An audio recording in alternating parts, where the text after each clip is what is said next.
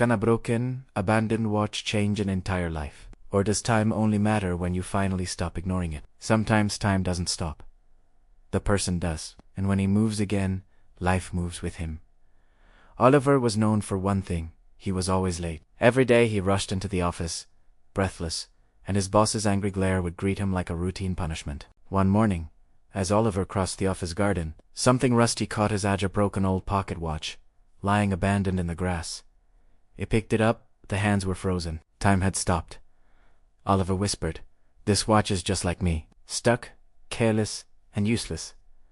Nearby sat an old watchmaker with round glasses and silver hair.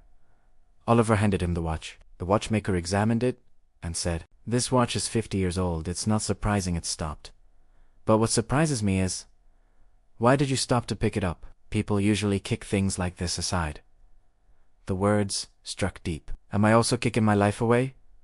Oliver wondered silently. The old man continued, "Son, if you don't control time, time will control you. It will break your pace, your dreams, and your life." That night, Oliver couldn't sleep. He kept staring at the frozen watch. He thought about how much of his life he had wasted oversleeping, delaying, ignoring opportunities, losing trust. The next morning he made a decision: wake up early, reach office on time, finish tasks before deadlines, and rebuild his lost discipline.